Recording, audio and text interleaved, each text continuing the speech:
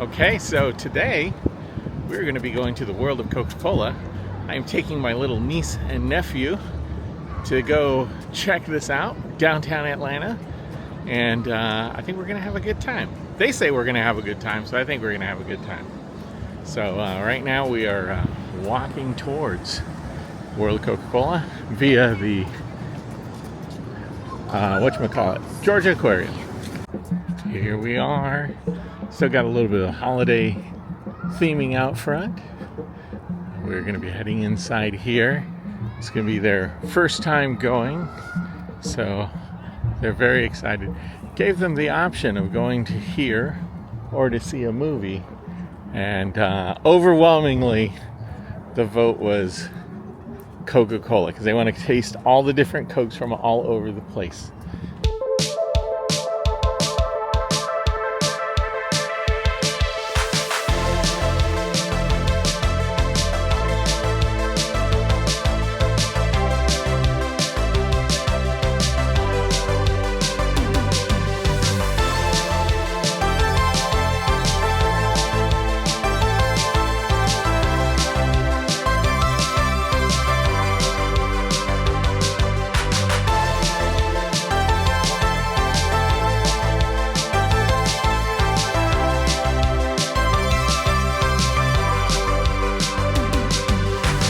Doors have opened. We're going to make our way down this way to the theater. They were giving all kinds of historical information about all the artifacts that are in this holding pen.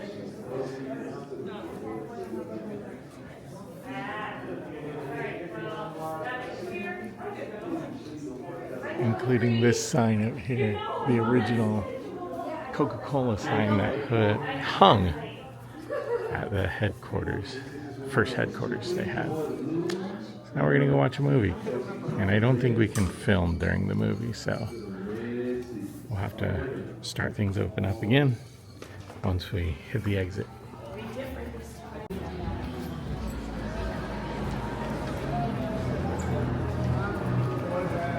Sorry, Ed. Okay, here we are, the grand entrance, and now I'm gonna let these two decide where we go first. Want to go this way? All right, we're going into the vault, and here is where they keep the secret recipe for Coca-Cola. We are coming in.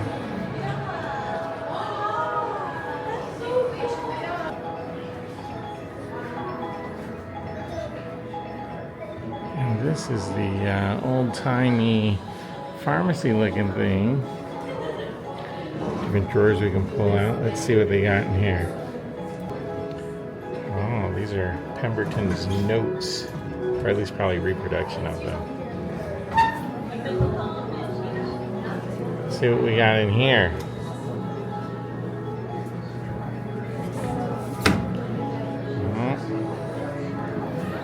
Not in here. More pharmacy artifacts.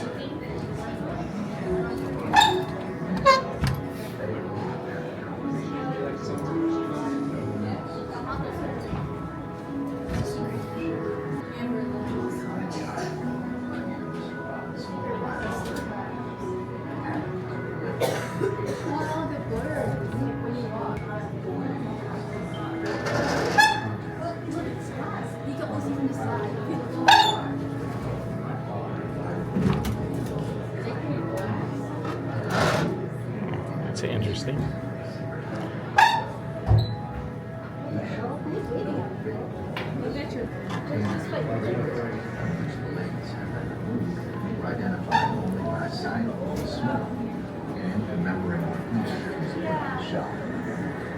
Can it be $2,300 to acquire the formula and its rights? Crazy. He checked to see that I used the right ingredients in the proper quantities and the correct order. He had to ensure the integrity of each batch and satisfy himself that his beautiful self had truly learned the formula, and that he could depend on me to keep the secret. So when Candler bought it for $2,500, sold it for $25 million, 2,300, sold it for $25 million. So that was a pretty good return on investment. And of course now it's worth billions and owned by many private equity companies. So that's nice. I can't see. Oh, you can't see? Yeah. Oh my God, you should see in there. It's so cool. All right, hold on. Let me lift you.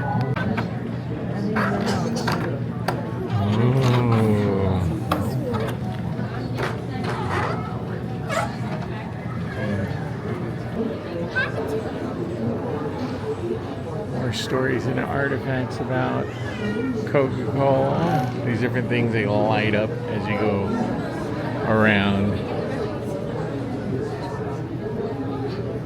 Oh, that one was lit up. Not this one. Up, that one up there. All over.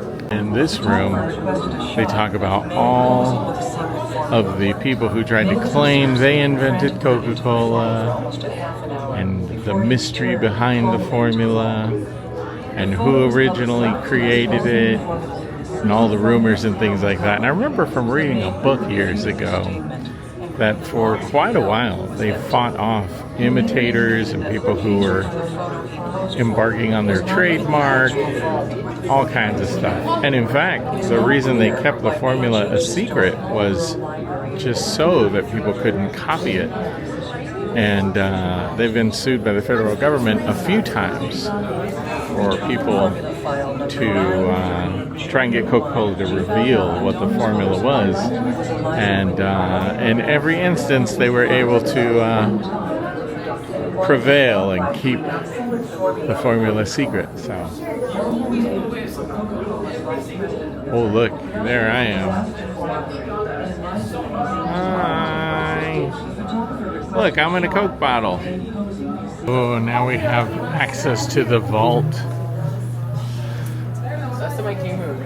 And behind, it smells like Coke. Well, that would make sense. Over there is the secret formula, which they used to keep at SunTrust Bank in downtown Atlanta. And then they built this facility here, and they moved the secret formula here.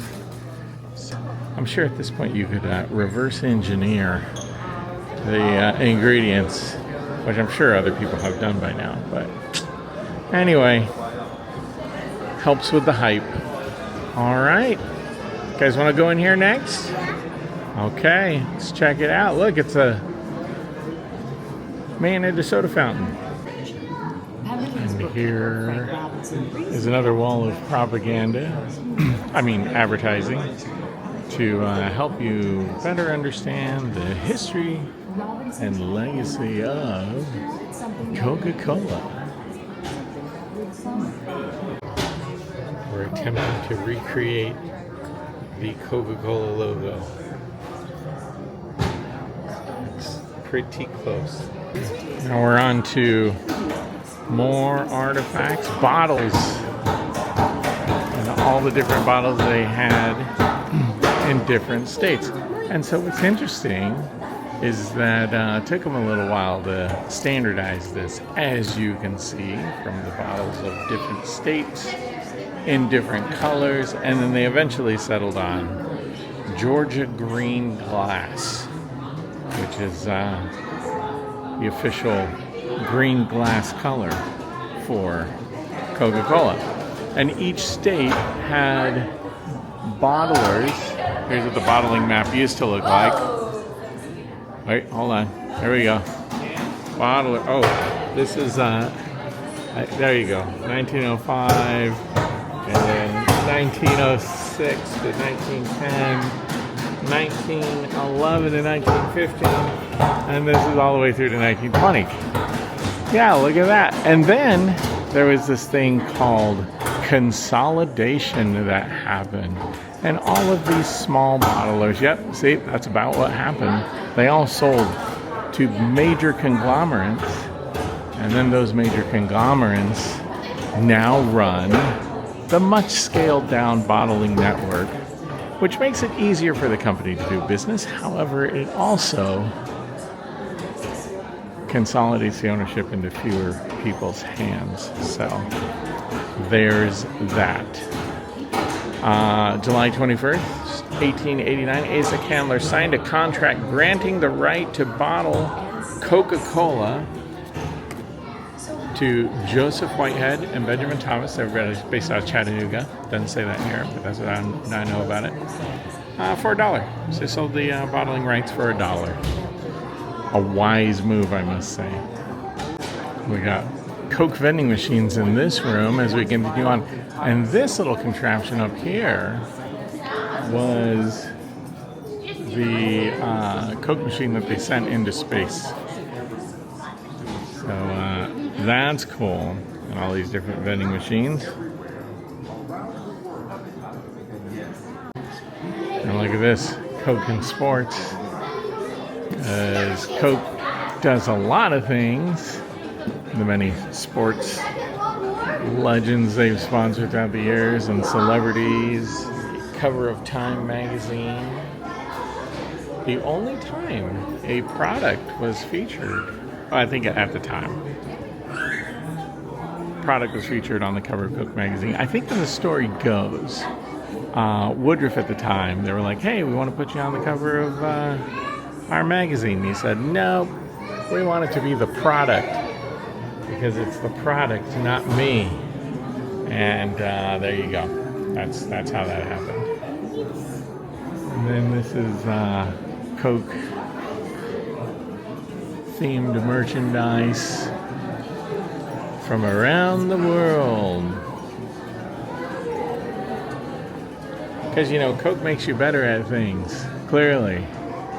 Makes you a better table tennis player, bingo player, chess player, dominoes for sure.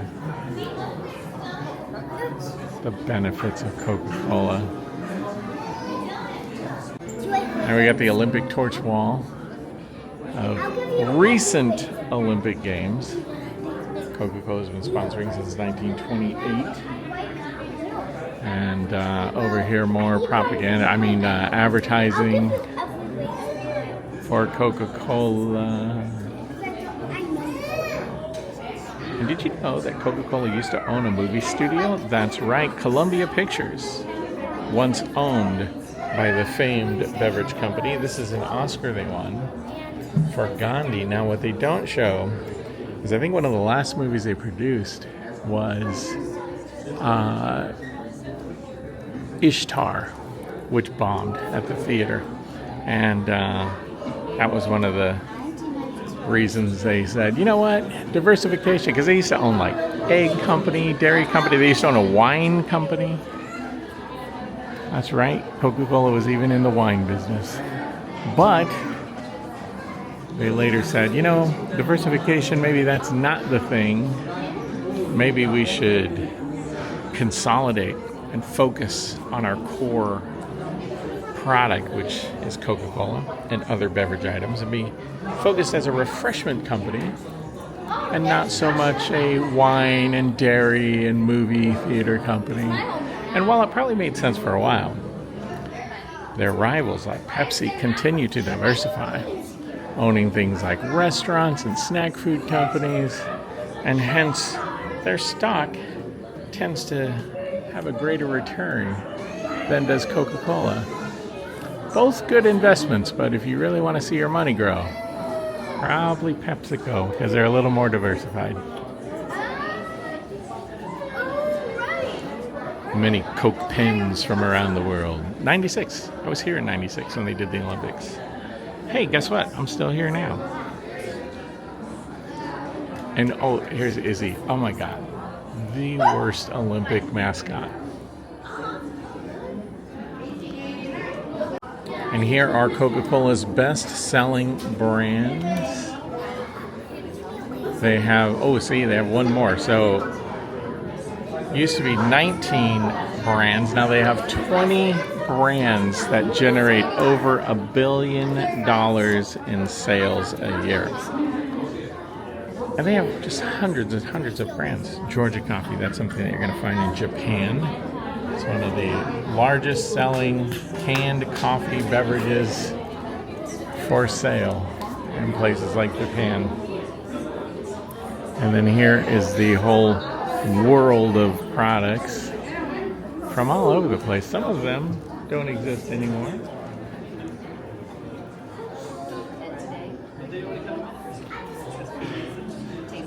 We've got Citra. Citra's not...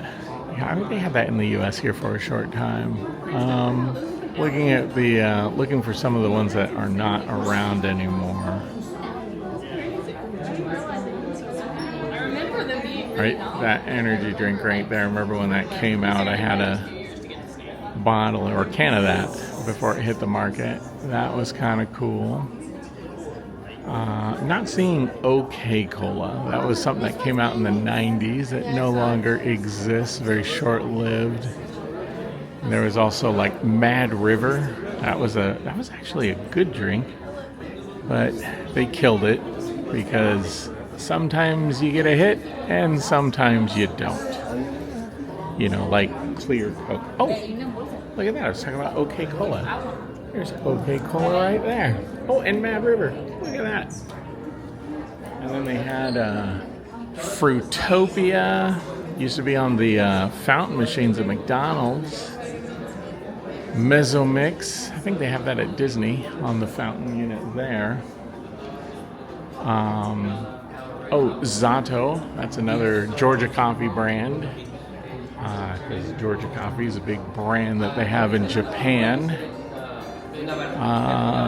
What else do they have here that I can recall? They have clear Coca-Cola over here in the corner. Thumbs Up. Remember that? Oh my goodness. Alright. That's it. So many. Tab Energy. That's right, because nothing gives you energy like soda. That's a good one. Man, so many brands, so many brands. All right, fun. And then we got the kids down here learning about all the wonderful drinks. And when they, Surge. Guys, people probably remember Surge. That was a good one. Zico, coconut water. Whoa, we scrolled back way fast. There it is. All the way to there. Man, that's a lot of drinks, huh? Yeah.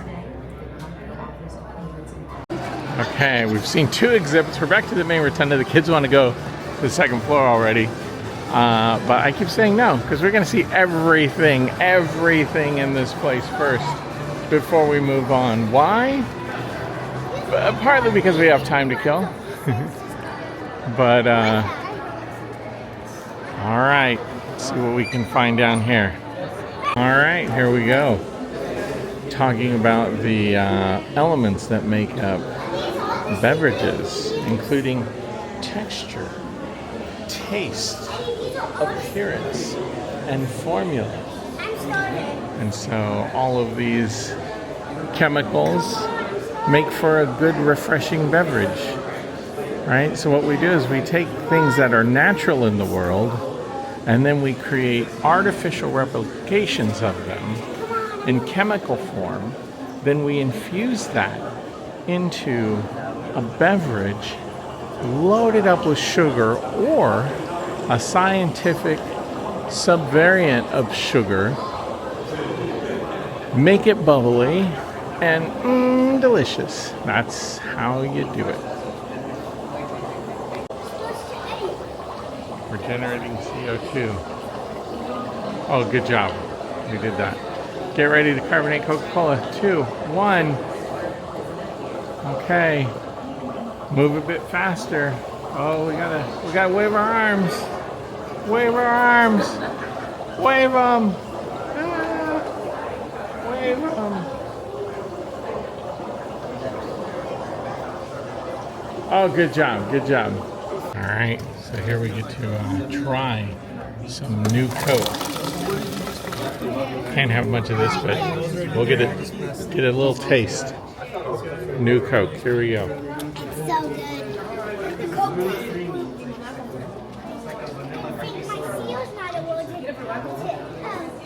It's really sweet. It's really like Very, very sweet. Oh, almost too sweet. So we had a chance to grab some new Coke, which, by the way, okay, quick story about new Coke. Way back when they were doing the Pepsi Challenge, and the Pepsi Challenge beating up Coke left and right, right? So everybody's preferring Pepsi. Coke's like, what the hell? Okay, so Coke starts to realize they need to do something. So back in the early 80s, Coke decides they're going to reformulate, create new Coke. They're going to make it sweeter because people are finding that they like Pepsi more. So they decided to change the formula. Well, here's the thing. And this is a little bit of my own thoughts on this. So, first of all, you're giving people one taste, right? It's not long enough, right? And in that short taste, which is loaded with sugar, people like it. It's sweeter. They love it. But over longer periods of times of drinking, they don't necessarily like it as much. So, they ended up changing the formula. Everybody hated it. And they, eventually went back to Coca-Cola Classic, which none of the young people today call it Coca-Cola Classic. But there was a time, for a short period of time, you could do new Coke, Coke Classic, and then it just was Coke Classic. And then it finally, or original formula, they would sometimes say, finally just came back to regular Coca-Cola. But all driven by people's short-term like of sweetness.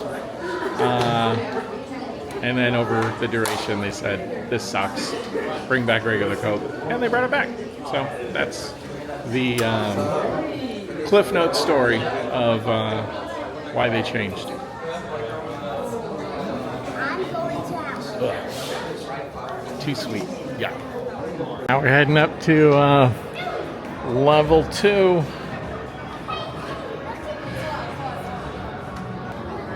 You guys want to discover scents?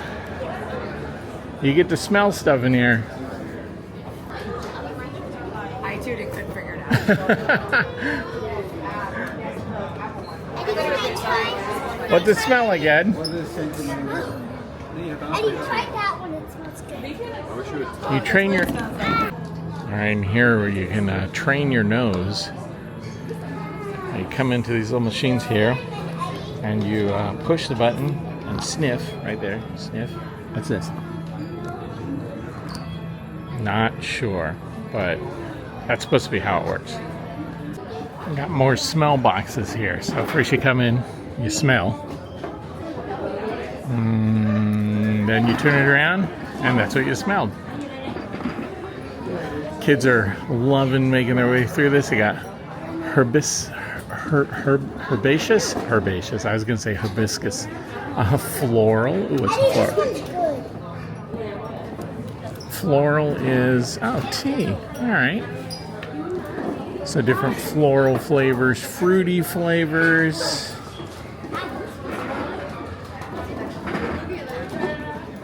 So this one is royal and Well, I knew watermelon. So this is probably one of the American Idol couches. Yep. American Idol couch. Santa! What's this? Okay, let's not get crazy.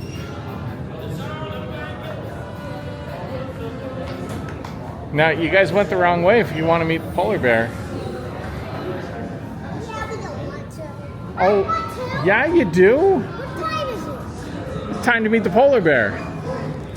More information on the bottle. The different shapes they tried out before they settled on the shape they have today.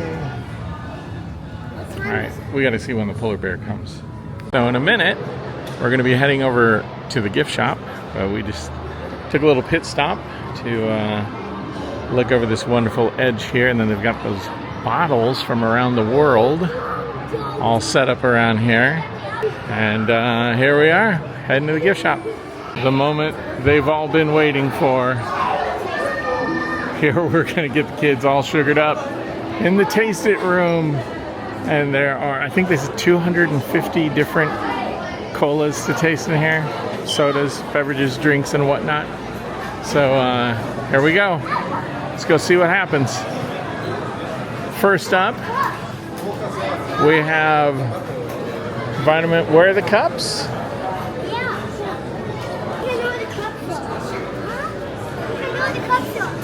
Well, let's go this way. Let's see if we can find them. You guys want to get a cup? Thank you. You're welcome. Hold on to it, okay? You get one cup. Thank you. All right, so that was initially first. Oh, here's what we can do. Hey, Ed. Ed, let's try this one first.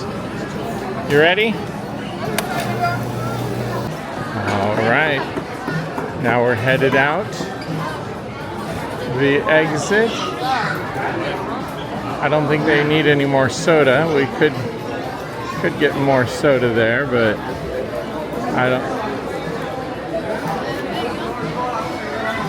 don't think we need any of that. And we're gonna come this way. We're heading towards the exit to the gift shop.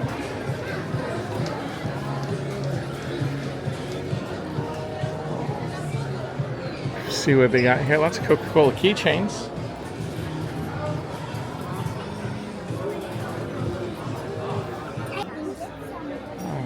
Cool little Coke hat.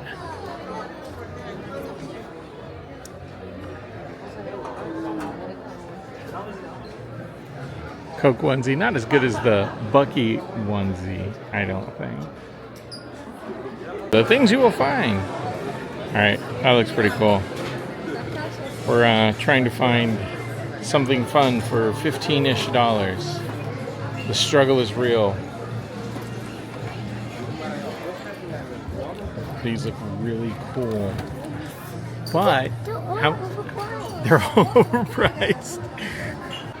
All right, so the gift store has lots of stuff, still lots of holiday stuff from the holidays left over.